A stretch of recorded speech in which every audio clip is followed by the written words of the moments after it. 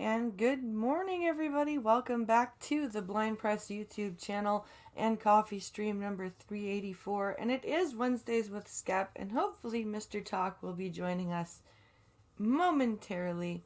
But before he gets here, I just thought I would say hello, start the show, and I hope everyone is having a great Wednesday. Let's make sure that I am in center frame here. Okay, good. Okay.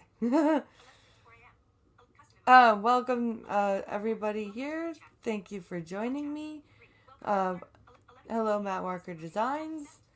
Thank you for saying hi. Let me get over to where I need to be in case Skep gets here. Okay, and so Pincalo has sent some crazy news today. And so we're going to be covering the stuff that I was going to cover on Monday. And Friday I'm going to do a Gunfox news dump. So, without further ado, hello Selecta Boy. Hello TOS. Thank you for joining me. Let's open up a new tab here and get to the Twitter machine. The twatter, as it were.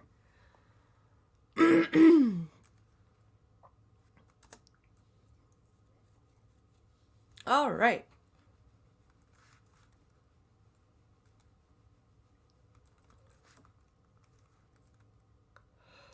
Oh my god, don't yawn. What's wrong with you? Okay, come on, Chrome. Let's go.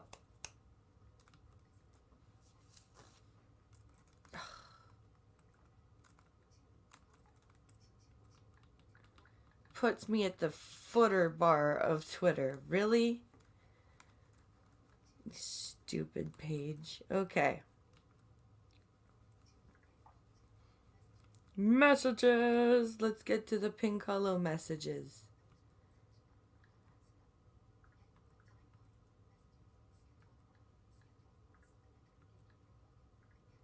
All right, here we go. And I would like to thank Duck Dog for the coffee grinder. I can't wait to use it.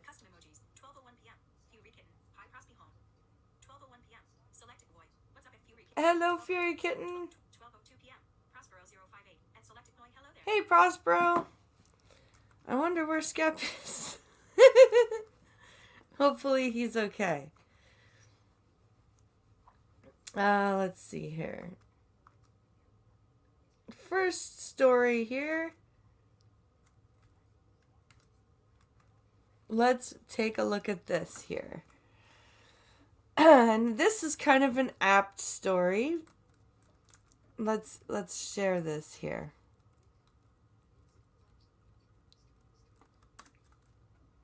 Show latest messages. Button. Show latest messages. 12:02 p.m. Skep's having a senior moment. Skep's having a senior moment. He might be.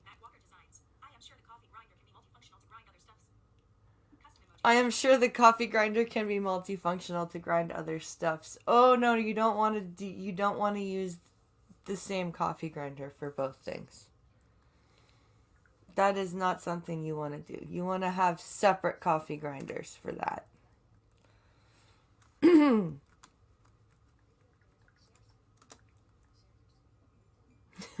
I knew exactly what you're talking about.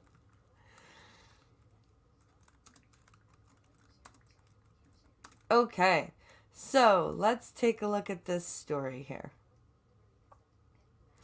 Less equals more for racy OnlyFans moms. Yes, well, if you look at my OnlyFans, you would see that, because I do not put anything raunchy on the OnlyFans. It's just like cosplay and fitness stuff.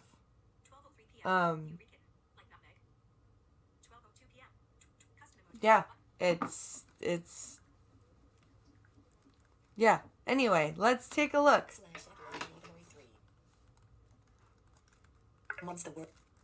Oh, you know it would help if I put the microphone closer to the speaker and turned up the volume. Nita Marie mum's the word when it comes to these entrepreneurs who are stripping down debt by taking it off. The mothers are bearing all on OnlyFans and cashing in. You are currently... But see, you don't have to bear all, though. Like, you really don't. I mean, like, we just started reviving the OnlyFans. Oh, there's Skeppy Skep. Skep, Skep, Skep. Skepity Skip Skep. I just heard it go boop. I'm a coming.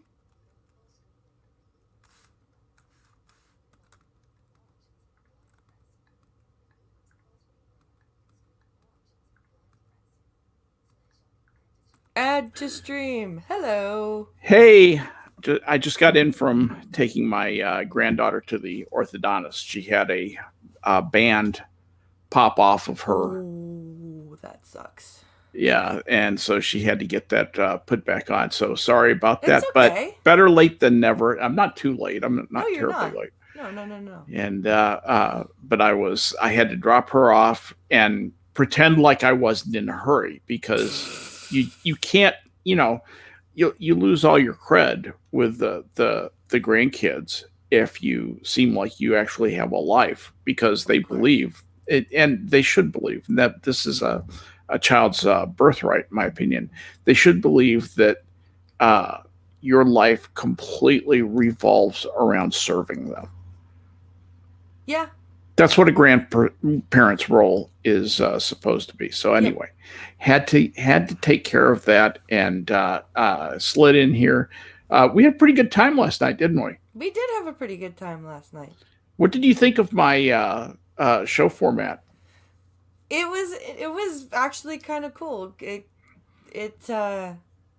made things kind of move. Here's my take on it. I felt like there were some good ideas in it. It was a little bit disorganized last night. It kind of turned out into a sort of a hybrid show of the old type of show and the more structured thing that I was going for. But that was okay because this is going to be kind of an evolving thing. So I didn't mean to just personalize this. I just was curious as to what your take on it is. That's going to change, and the next show will be even different from that. I'll try and take the good parts, the things I think are positives, and step away from the things that maybe didn't work so well. But what is this? So less equals more for racy OnlyFans moms. So I was just talking about how we had this is an apt story because we have been reviving the OnlyFans because Patreon does not like even lewd stuff on it. Okay. So we're doing like cosplay stuff on OnlyFans, and I'd like to start putting up more fitness things over there. Yeah. So, but they're talking about how this is moms have started going on OnlyFans to try and make some extra money in these times. Good Lord. And men will pay money for this, even though porn is free. Yes. Because this makes sense. Because men are just so stupid when it comes to women. They're so dumb. So you have mothers who are taking off their clothes because men will pay them to do it. It's economically rational, but it's men being stupid. Yeah.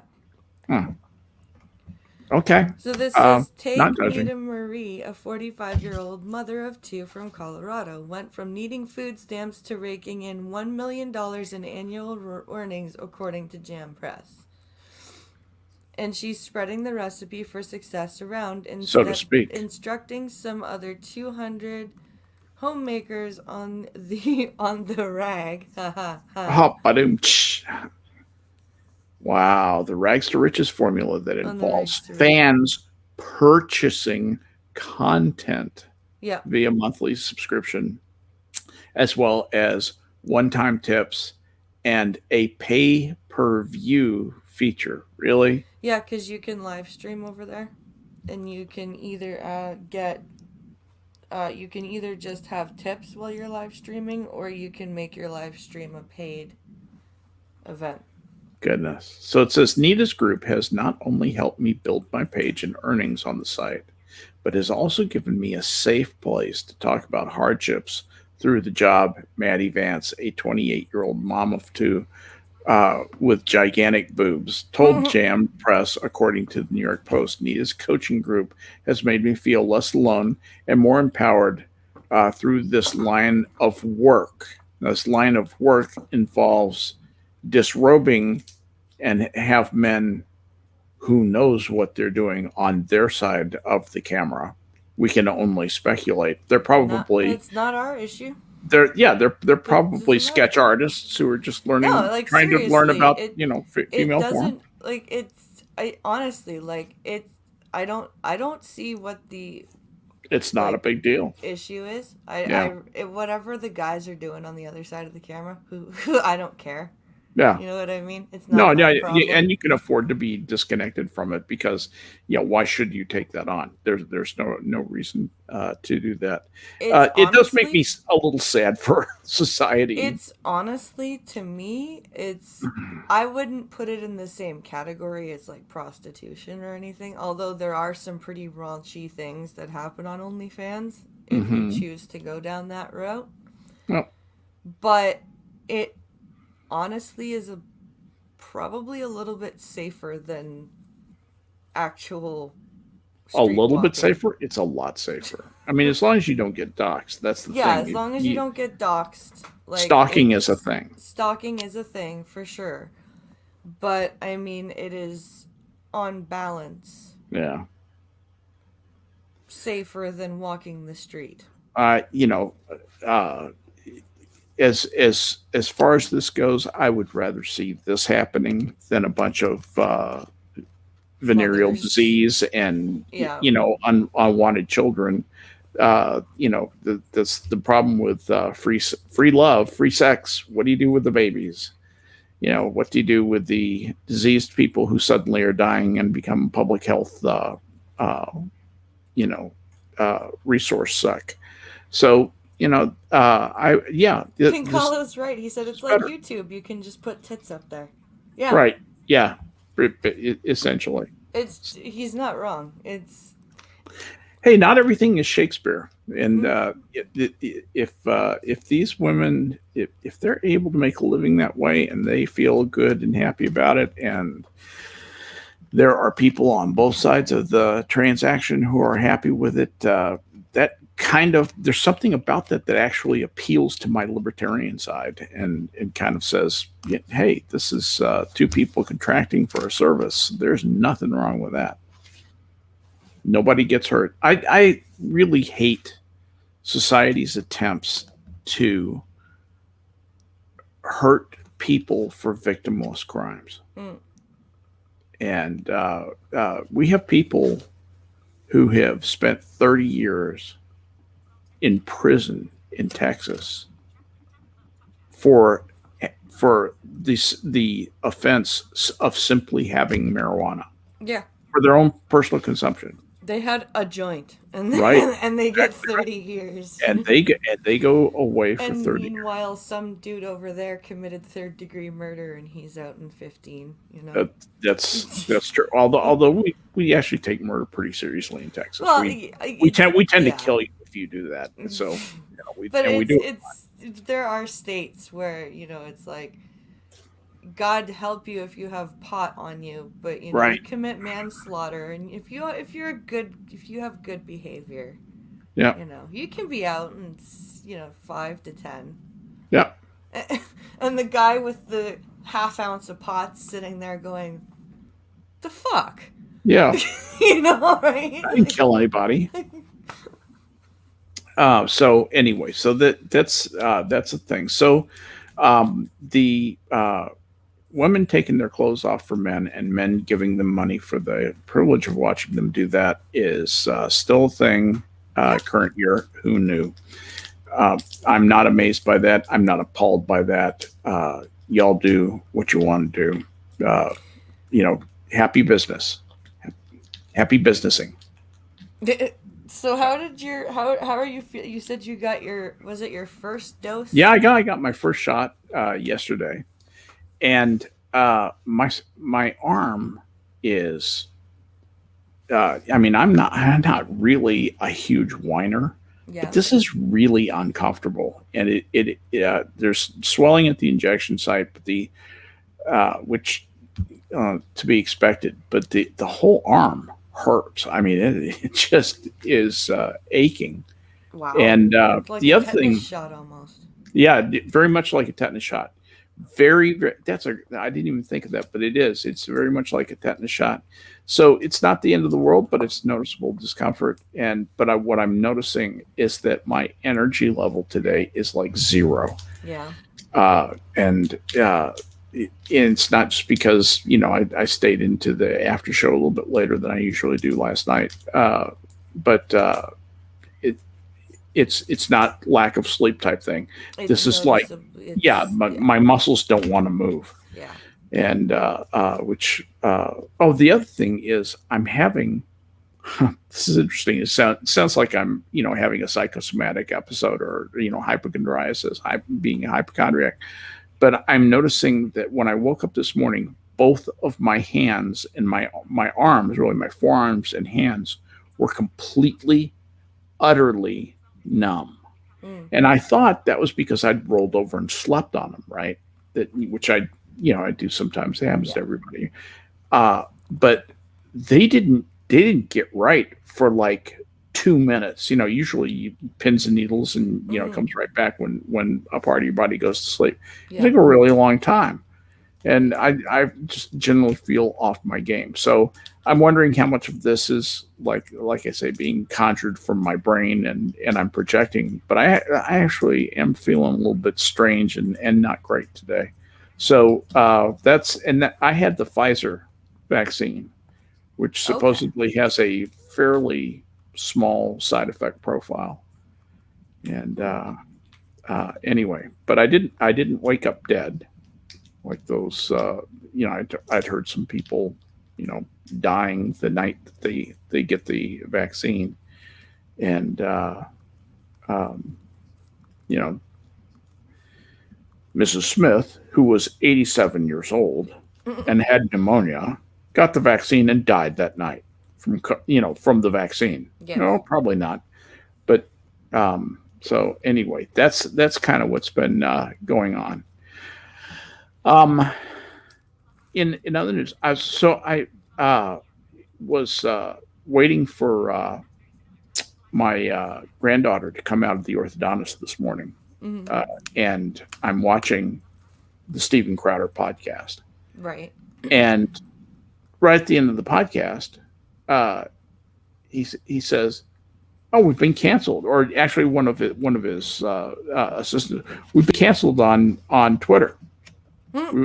They locked him out of Twitter, evidently, and it came up. They did a screenshot of the reason, and the reason was nothing. The reason was like, you have been locked out of Twitter because of, and then it's just a blank line, and it says to regain access to your account, please log into Twitter and follow the instructions. So I don't know what the deal was, but he had just been completely brutal on the Meghan Markle, Oh. Princess Harry Yeah. interview, Yeah. and it really had given them a drubbing, and plus all the people who were involved in that, and had gone into a long rant about Andrew Cuomo as well. Who I noticed? Did you notice that Andrew Cuomo has impeachment articles against him this morning? That just came out. That just came out like not very long ago at all. Oh wow. And so they have submitted legislation to impeach Cuomo. If that's passed, they will start impeachment proceedings. And I don't know if anybody is saying whether or not that's going to happen or not, but how likely that is to happen. But that was an interesting thing that they covered. Another thing they covered on Crowder was, we're seeing some things happen uh, that show a little bit of internecine strife within the Democratic Party. One of them happened in Clark County in Nevada, where the socialist slate won all the leadership positions, won all 5 leadership positions in Clark County. Wow. And when that happened, the people that was in front of a big assembly of Democrats, that assembly of Democrats walked out of the room, left, and said, "We're gone. We're out of here. We're not going to work with you. Fuck you. We're gone. That's awesome. See you. Bye." So it's interesting to see that the day-to-day Democrats, the regular Joe Democrat, who maybe is a believer in big government and thinks that government can help people and is willing to have relatively high tax rate in the support of government doing good things, and the really crazy socialist leftists who've kind of taken over control of the party to show how woke and virtuous they are. It looks like there's a real division, at least in the American version of that. But you're starting to see it also in labor, all the stuff that's been happening with Labour Party in Britain. There's just division everywhere. Yeah. It's getting really What's going on in Canada? Well, I've got a couple of Canadian stories here. Yeah, what's up? So we've got a couple of stories, and I think there's a video too that Pincalo has sent us. Sweet. But this article is about so the provinces and Trudeau are kind of arguing about whose responsibility it is to get everything for the healthcare and vaccines and everything. So Trudeau holds firm on Premier's healthcare funding demand. So it sounds like he wants a certain level of funding. Yeah. And he's saying, okay, it says Prime Minister Justin Trudeau said today, the federal government will keep its spending focus on emergency aid and won't talk about long-term healthcare funding until after the COVID-19 pandemic is over. Yeah. He said Ottawa needs to keep supporting those hit hard financially by the pandemic, having sent billions in aid to businesses and individuals as well as to the provinces. Speaking at a midday press conference, Trudeau said that short-term view can't give way to longer-term concerns about the effect of COVID-19 is having on Canada's provincially run healthcare systems. That's all I can see. Canada is, our healthcare system is not national. Right. It's province-based. It's province-based. Is it unified in any way? Is it coordinated at a federal level at all? So the only thing that is at a federal level is that there is some funding that is given to the provinces. Right. But there's no federal database or anything. The Liberals tried that. They tried e-health, which was how'd that work? That was a terrible idea, and it was quickly dismantled. So our provinces generally are responsible for dispensing healthcare, and federally all that happens is that there is some funding allocated to help, but mostly it's paid for by provincial taxes and stuff like that. Yeah, it's a very interesting difference in point of view about medicine between Canada and the United States. Canadians watch American advertising and they go, what is this about patients going into their doctor and telling the doctor they want this drug? right? That's insane. You would never do that here. You would never you do would that in Canada. you might go to your doctor if you were like me and do your research Right. and go, I have heard of But this, by and this, large, and this. What do you think about it? right. That is more likely to happen. But you wouldn't go to a doctor and say, "How about Plavix, I heard doctor?" on this I've heard on this commercial that I should talk to you about this drug. Mm-hmm. I think that this would really help me. You know, like Yeah. And so Canadians see that, and then Americans see, and this is actually a subhead on this article I noticed. It says premier site long waits for cancer patients. New Brunswick, I assume it's New Brunswick, NB. Teen suicide and pitch for more federal health funding. Americans see long waits for cancer patients. What? And you really do read about cancer patients who, they need immediate care. If they have immediate care, they possibly are even curable. Yeah. Okay. And if even so, if they get care right now, they might have 2 or 3 years or 5 years of life or something like that, before the cancer eventually takes them. But what happens is they can't get in to see a doctor, and a doctor who could write them a prescription and start them on a treatment regimen can't see them in time to save their life. Americans see that and we just go, what the actual F? Yeah. That's insane. And it's a double-edged sword, right? Yeah. Because you guys see you guys see that and go, what the actual fuck? And then Right. I hear my friends going, oh, it cost me however many thousands of dollars to go and have my kid. Right. And right. I go, what the actual fuck? Right. Well, let's talk about the Affordable Care Act, the Obamacare Act. Oh God. And so here's what the Obamacare Act, here's what affordable care was to me.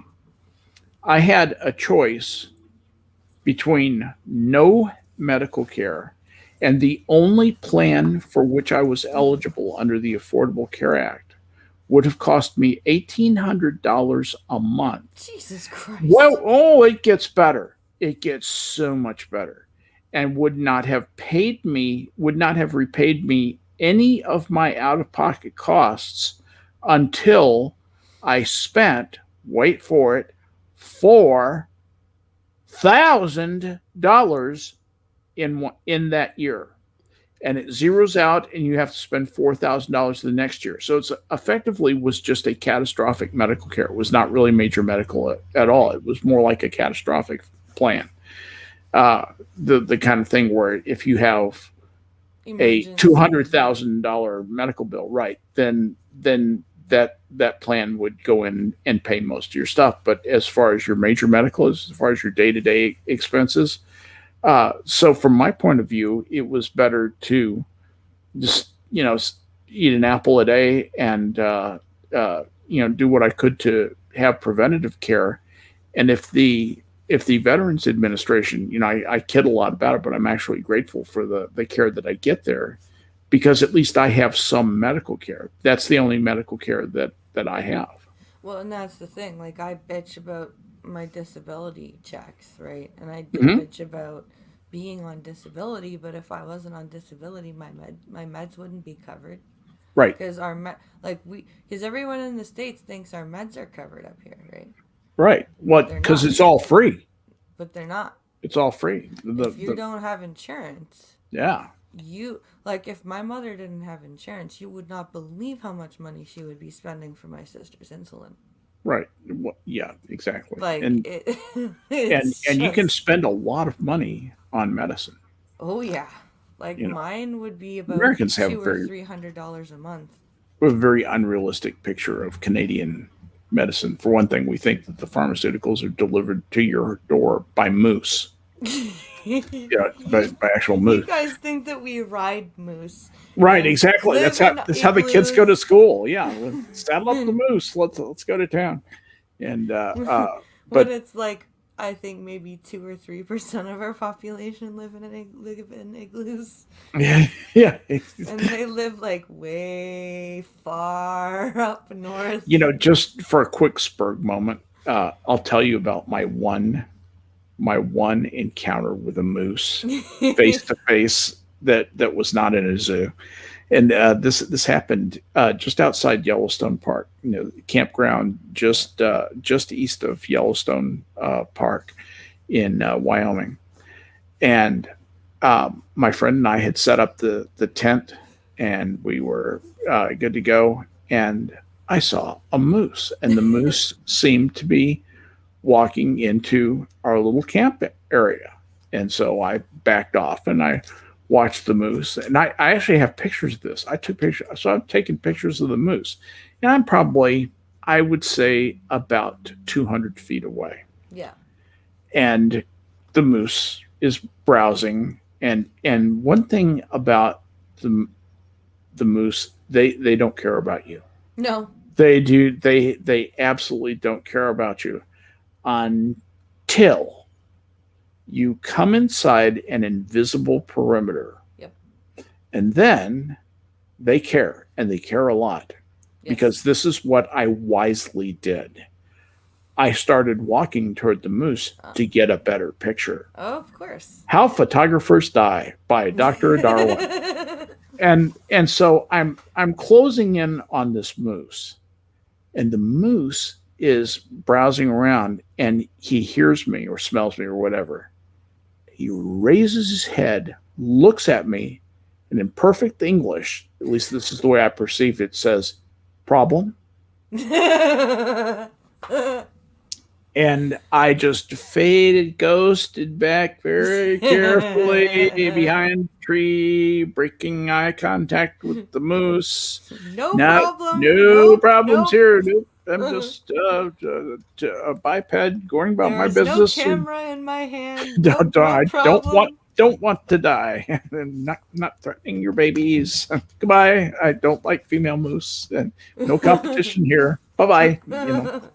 And but I will tell you that I was more scared by that than I was the time when I was doing a skydive and I opened my parachute and my parachute came out and it was bad. I had to cut it away and pull my reserve. I was not as scared that time as I was in that moment when that moose looked up at me and said, "We're going to do this." And I was just like, No, I have sir. really screwed myself. I thought, boy, what a dumb thing you've done, Frank. Yeah. We had a friend who was working in Alberta for a bit Uh-huh. at a campground in Yes.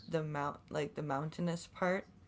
Yeah, the scary part And where the wildcats and the moose are and the polar bears and shit. yep, because he woke up one morning Grizzlies. and looked out and went to leave his trailer because the staff lived in trailers. Yeah. So he went to go out of his trailer and there was a bear Yeah. at the end of their little driveway thing, and he called the campground. He's like, "I'm not coming right. I'm either not coming in or I'm gonna be late because there's a fucking bear Yes. right outside my trailer." Hard shell camping is a thing for a reason. But he did get to take. I think he's had pictures of a moose and a mama moose and her babies because he was biking and he got some. He got really close up to the mama moose and her babies, which is pretty cool. Yeah. Mama moose really like it if you go up and pet the babies. Oh yeah. You know who likes that even more? Mama polar bears. Yeah. So the cute little bear cubs. Come here, sweetie. Want something to eat? Yeah, you.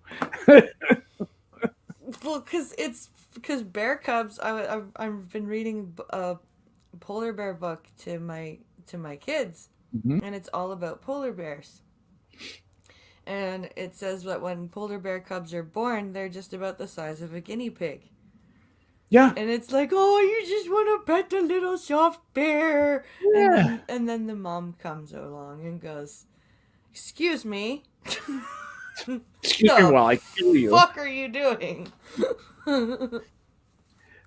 You yeah, so anyway, yes, wildlife in Canada and medicine in Canada, just things that Americans don't really understand very well. But my encounter with the moose, I think, instilled a respect for wildlife into me that obtains to this day. There's I was brushing. So when I did a horse riding camp a couple of years in a row, Yes. and that was really fun because not only did you get to do like trail rides and stuff, but you actually got to learn how to take care of a horse. So you did barn work. You mucked out the stalls. You cleaned up the horses. You washed them down if they were stupid and got stuck in the mud in their pasture. And, and you brushed all the mud out of their fur and everything like that. And the horse that I always rode, one day I was brushing him and he fell asleep. Mm. And he started to lean over on the side that I was brushing.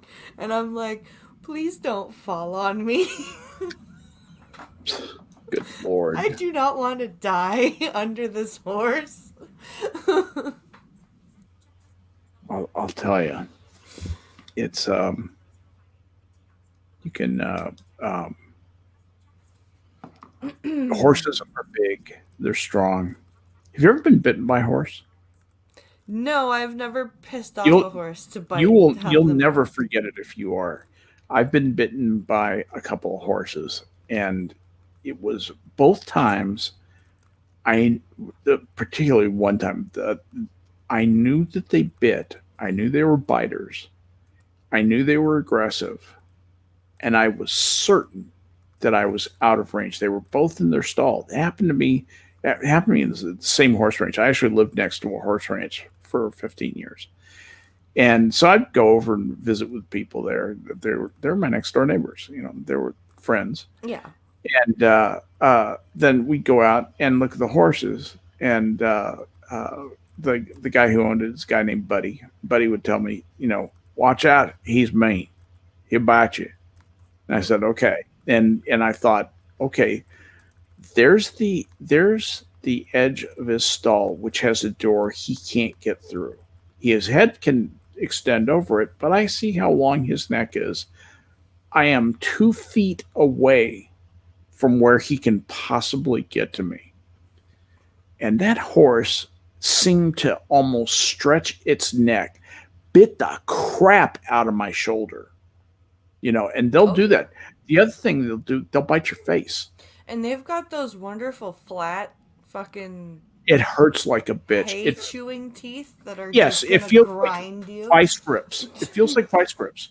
It really Yep. truly does. It pinches your skin. Yep. Had this huge hematoma, huge bruise. All kinds of. The cells were crushed. It was really, pretty. Was not really a super significant injury, but it's like probably the worst bruise I've had in my life. I find horses to be a lot like toddlers. Yeah. You think you're out of range, or you think that whatever you're doing is out of Yes, range, you're or okay. the horse is out of range, and the You're horse not is okay. like, Yeah. no. I agree with you. And yeah, and the second one who bit me, when he bit me, I walked over and I slapped his face, I which bet you was did. that was actually the preferred technique, because that's how you get them to stop biting. If they're going to do that, you just and Buddy, my friend, would actually make a fist and hit these horses like a right cross, Oh yeah. boom, like that, and break them of the habit. He didn't do it hard enough to injure them, but they're very sensitive. They're very sensitive nose. They do not like being smacked on the nose. Nope. And then what you do is you do that and you dance back very quickly, because what they do is when you do that, they will raise their head. That's your chance to get out of range. You really want to make sure you get out of range, because what they do then is bite the crap out of you, and they'll really try and hurt you. And but then horses are so smart. That's the other thing that I learned from being around them. I mean, not hashtag not all. There are stupid Oh, there horses, are but some retarded horses out but there. by and large, horses are, particularly if you're used to dealing with dachshunds, which is it's probably one of my favorite breeds of dogs. But the dachshunds are stubborn, and some of them are not bright. They've been bred in just a little bit too much, and so they're like banjo player dachshunds, and got a purr mouth, and they just if you're used to that, horses just seem like geniuses. Oh and, yeah. And they can be evil too. That's the other thing. Horses, they'll step on your foot. They know what they're doing too. They do. And horses are very like they can read this like people. Oh, Horses are a great judge absolutely. of character. They, You fucking pay attention to your horse. Like I have watched movies where you get, the horse is trying to warn the rider of yeah, something. And yep, I'm like, listen to your horse, you dumb fuck. yeah, absolutely. You just listen to your horse. The horse can hear the snake. You can't. Yeah, Yep. yeah, yeah. That's true. The other thing is you have to make friends. You actually have to develop almost a relationship with a horse you plan to ride, Yeah. because there's a whole bunch of, it's almost like telepathy that happens between a horse and rider if you're doing it right, Yep. where you just give the horse little cues, and the horse go, okay, you want me to turn left, okay, you want me to stop, you want me to turn right. And having a good stop signal with a horse is really important. Yep. There are two absolutely paramount things you need to have an understanding with the horse you're riding about. This means stop. This means slow down. Those are, if you have no other signals, have those. Yeah. And know what the horse is expecting, because most horses get trained a certain way, and they'll get they're sensitive to it. But every one of them, every horse I've known a few, have different personalities and interpret that stuff differently. Well, and the only time I almost got fell off a horse was because my usual horse had been sent on a pony ride with a younger kid. So this was a strange horse to So you. this was a strange horse to me, Mm-hmm. and he was pushing his boundaries Of course, because I that's was a another new thing. rider. I was Yes. a new rider, so Yeah. he was like, "I'm gonna eat. Fuck riding with you. Fuck carrying you. I'm gonna eat. Right. I'm gonna go off the path. I know I'm gonna exactly do whatever the fuck I want." it's it. And so between that and the dumbass camp counselor behind me, who decided to get his attention by riding cropping him with me on him, and The guy hit a horse with a riding crop. yep, Really, with a blind person on yep, the horse. and Did he want to kill you? well, and there was a storm approaching, Oh, so so yeah, the so horse he's fucking skittish anyway. spooked. The Yes, of horse course. spooked and Did he took rear? off. Oh, he took off, Oh and wow. he took off the path Right. through the And he, bush, through and the he probably trees. was jumping. And he was and he was galloping, Yeah. and Yeah. and this was not like I was only 10, so Yeah. my usual horse was a pony, right? Right. This guy was a horse. Yeah. Okay, A full so size. he was a Yeah. full grown horse, and he was taking off through the trees. And thank God that I had to borrow a barn helmet, because my helmet, another horse had accidentally Did you come off the horse? I almost. Wow. I slid off the saddle, Yeah. off the back, and so my grandmother actually passed away because she got trampled by a horse. Oh my god. And I'm so sorry. I never met her.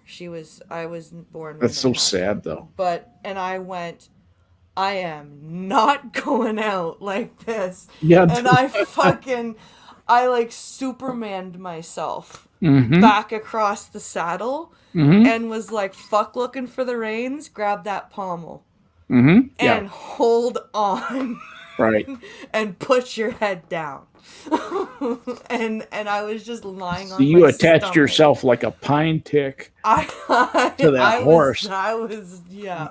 You were latched in and you were Yeah. not going to leave. Yeah. And then the lead counselor saw what happened and brought her horse in front Mm-hmm.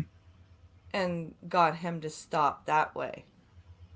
And Wow. I That's got terrifying. Off, they got me off, and Of course, then the horses all inflamed. Oh, the horse ran. The horse took back off as soon as I was off him. Really? He So was the horse gone. took off from He asshole was gone. horse. But he ran back to the barn. Like, he didn't run away. He just ran home.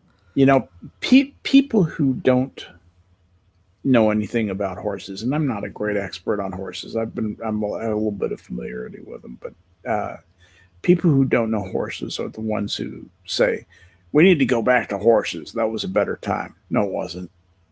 No, it wasn't. Cars don't run off suddenly. Cars don't bite you.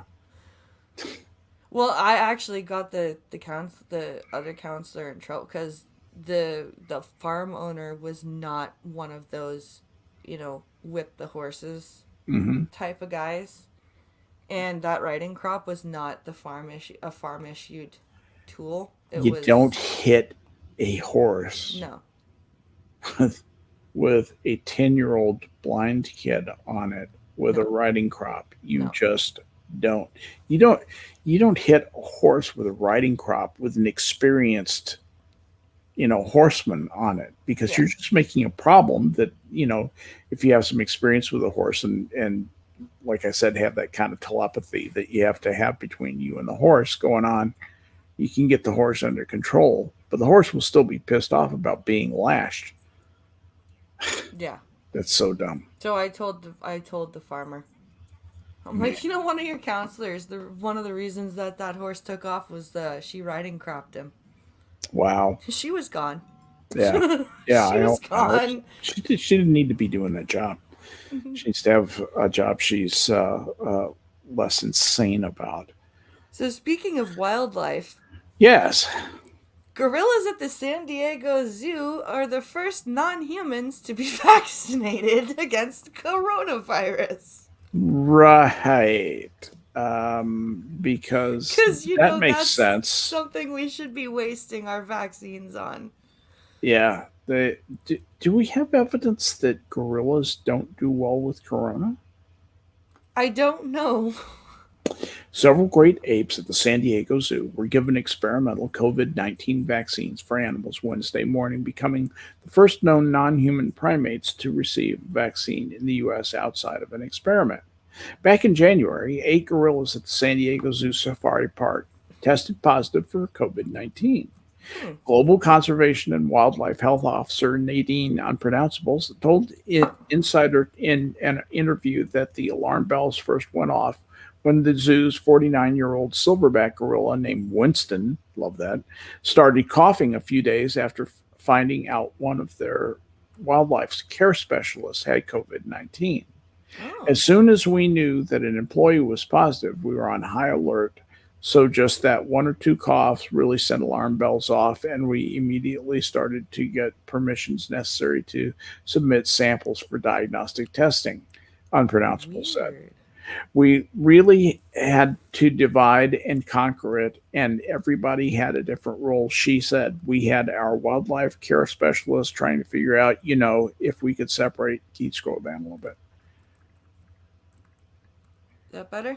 Yeah. Let me find separate the animals, and And what if one animal was severely ill and had to have intensive care? Was that even possible? So again, we had a lot of people doing a lot of things simultaneously because we wanted to be prepared for any outcome. She continued, we were hoping for the best, but preparing for the worst, she said, maundering on endlessly.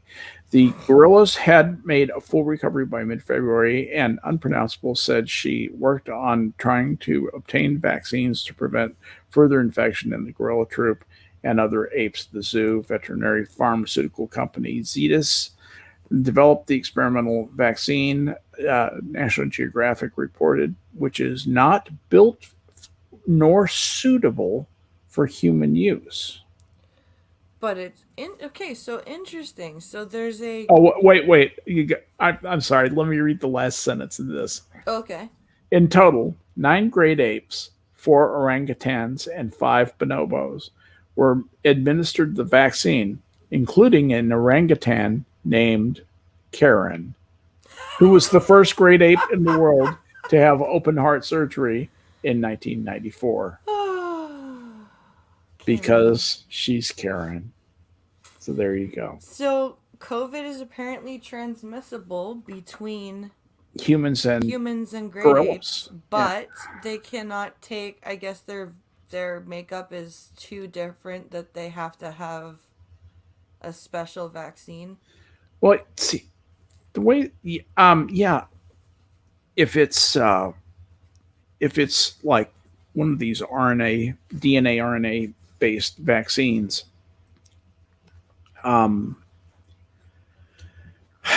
I don't know enough about the mechanics of that to know if you have to prepare a vaccine, especially for great apes, because the way vaccines usually work to me is either live virus or inactivated virus is introduced into your system, and then your body makes antibodies and makes you resistant to the disease. Hooray! Right. And but these are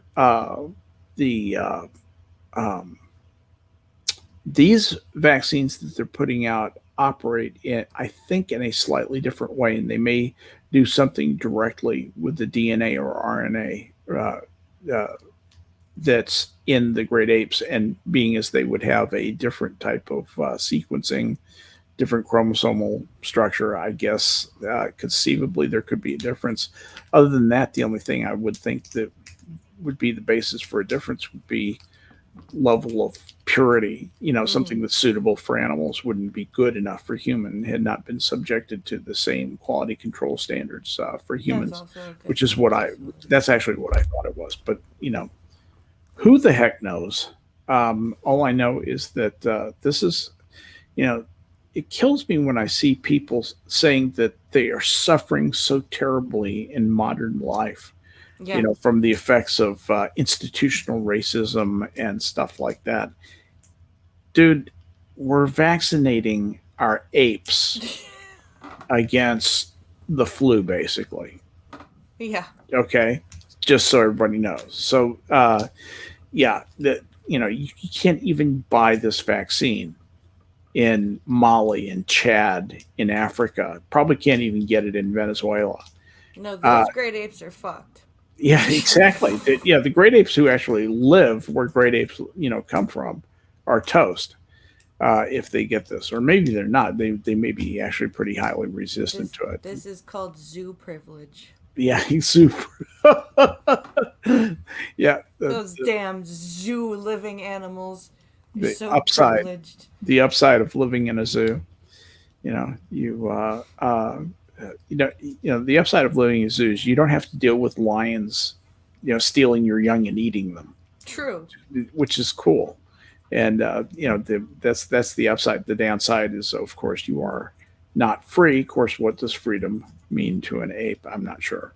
So I'm sure somebody at PETA has an answer for me that they are somehow more human and better than we are, right, on some level. So that's strange. What else did you have? I was gonna say I meant to say last night. I got a new cane. You got a new cane? I did. I got a I customized it. Well, is it there? Can we see it? Or Yeah, I can go grab it really, really fast. yeah, go snag it. And I'll entertain the troops. Okay, I'll be right back. So, in one of the things that we did, if you're wondering what Blind Press and I were talking about the show on Minions last night, I was trying to introduce a format into the show, or trying to introduce something that would provide a little bit of structure and order into the show by having various categories of things, such as things that don't suck, things that suck, things that are wonderful, noble deeds, evil deeds, unnecessary deeds, people who don't suck, people who suck so bad they should be yeeted into the sun, classy people, tacky people, English to die for, English to die from. That was another one. Good countries, bad countries, and then discussion topics, things like, what is a place you could live? That we never got to this last night, but where is a place that you would love to live? Where is a place you couldn't stand to live? I had a proto topic of things that go hump in the night. That was just there because of the pun.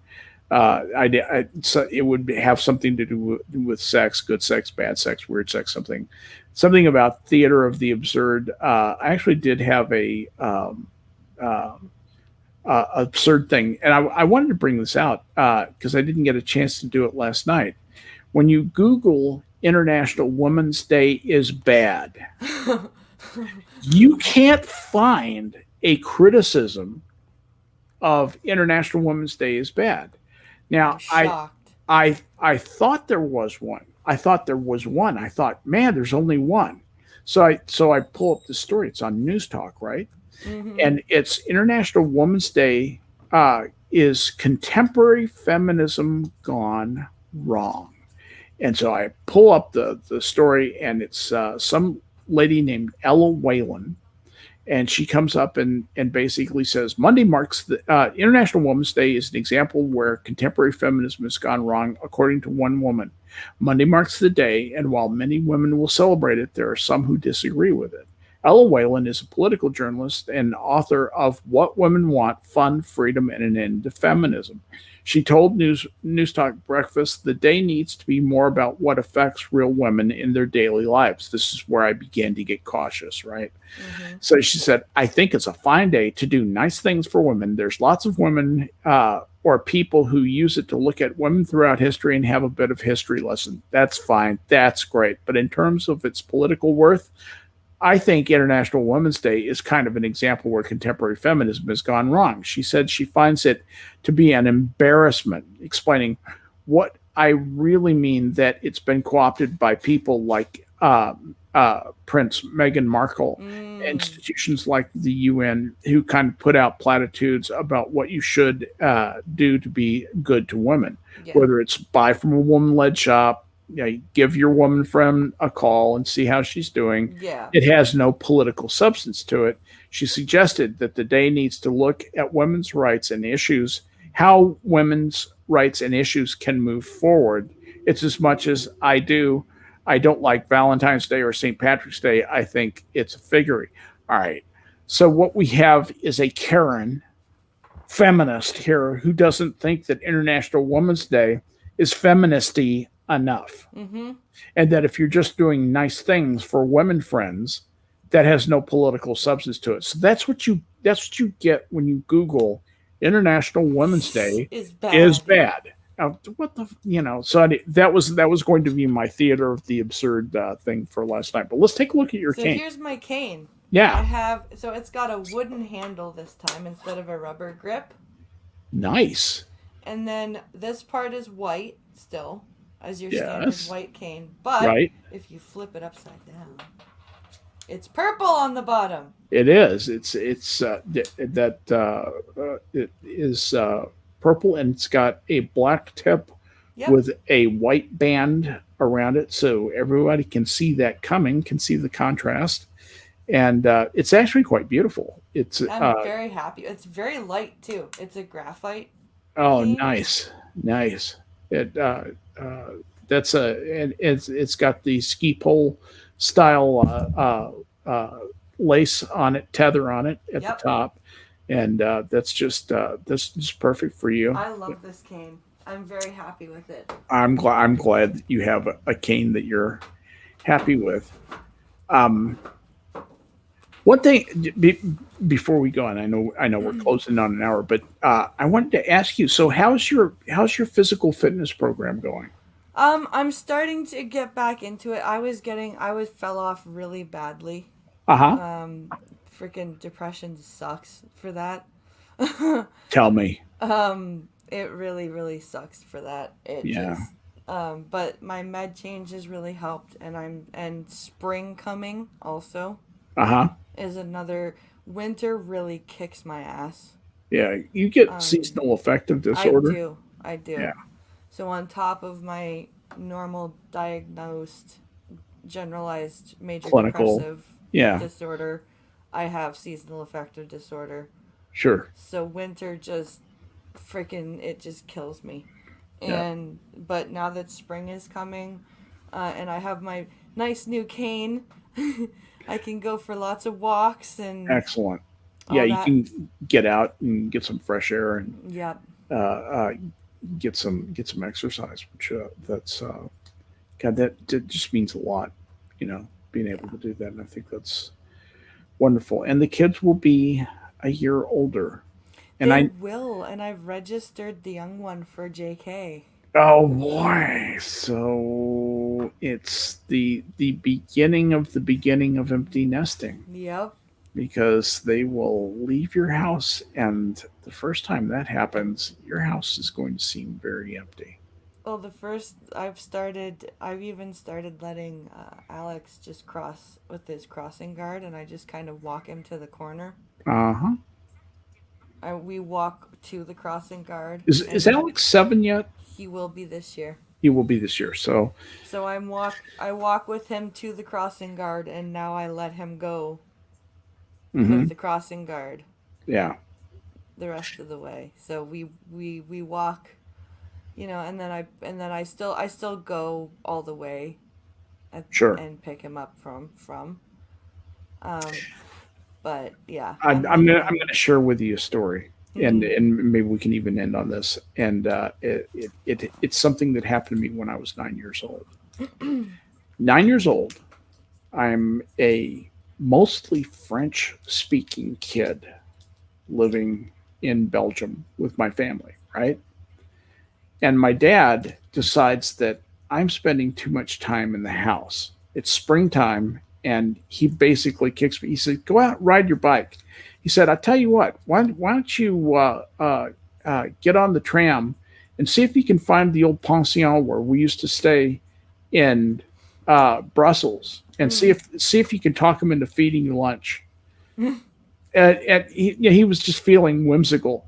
Well, I did what he said. I'm 9 years old, so I rode my bicycle a mile and a half down the road to the train station and caught the tram. Okay. And I was just a little kid, and they wouldn't even bother you if you were a little kid. You could just jump on the tram, they would let you ride for free. And I was, and so I got on the tram and headed in. And here's the other thing, I threw my bike down on just off the platform of the train station and left it there. This is what you could do in 1960. And I got on the or 1961.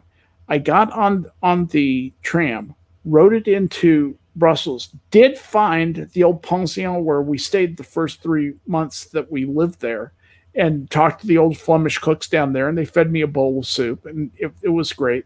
Then I walked probably 10 blocks to my little friend's house, who was he was the son of the Canadian consulate Oh, assistant cool. consulate general, and so I walked over to the Campbell's house and their apartment. They're in downtown Brussels, so I've come in 20 miles away from where I left my bike. I'm 15 miles anyway, from Waterloo to Brussels, and I'm in town, and I walk in, and I knock on the door, and Mrs. Campbell, oh, Frank, how are you? Where's your mother? And I said, oh, my mom's not here. She thought I ran away from home. And she said, oh, thank God we found you. You know, she comes in, feeds me more food. So I'm, you know, and my little friend and I were playing with his erector set, just having a great time, you know, thinking everything is fine. My mother didn't know anything about this. Oh no. It was the first time I'd ever seen my parents fight. And she was extremely concerned that my father had put me up to this. He said he didn't realize that I was going to get on the train and head into Brussels and so forth. He didn't think he would actually do it. And then, so I ratted him out. I said, well, no, Daddy, that's what you told me to do. You told me to go to the pension. Joe, you told him to go to the pension. You know, well, Dad is habit. You know? So what I'm saying by way of this is I don't think you can get away with that. Anyway, what I want to tell you is that when my mother came in and picked me up, drove me back, and she said, "Where's your bicycle?" And I said, "I left it at the station." And she said, "We'll stop by and pick it up." You know, and I said, "I can ride it home." And she couldn't figure out how to get it in the station wagon. And so I just said, "I'll just ride it home." She said, "All right, you ride right behind me." So I had to ride shamefacedly behind the station wagon for 1.5 miles down the road to my house. My bike was still there. It wasn't locked up or anything. Oh my gosh. This was in 1961 in Waterloo, Belgium, which was out in the countryside back then. And it was just a little country hick town. Nobody would steal your bike because people didn't do that back then. And the other thing was that, you know, Belgians much more than French really loved Americans after the war. Yeah. And that was only, geez, hard to believe that was like 14 years after the armistice. Yeah. So that's so funny. Anyway, it's a funny story. Your mom was so pissed. Mom was so pissed. She was. I'd never seen her that bad. I'd never seen her that mad at Dad. I'd never seen them disagree like that before. It's something I'll never forget. But anyway, yeah, good story. Don't do that with Alex. No. Or for that matter, don't do it with either one. It's you can't. It would not happen today. No. No, it would not. That would not happen today. It wouldn't even happen with me. So, but anyway, we've come to the end of an hour, and thank you for having me on your show. You are very welcome. Thank you for joining me. It's always fun. We always have such a good time, and we have a lot of common interests. So I enjoy sharing anecdotes and stories, and love hearing what you guys are up to up there. And also be sure to tune in tomorrow for Beat the Blind Girl at 1 p.m. Eastern, and join us on Minions of the Zoo tomorrow night at 11:30 p.m. Eastern. Be there or be square. And I will be sending a group DM about the Star Trek stream on Saturday, and for us to pick a topic. Yes, we need to get that out there so research can happen. Yeah. I mean, it's not too critical for me, but other people. Okay. All right, guys. Have a great rest of your Wednesday, and I will see you tomorrow. Bye, guys. Bye, everybody.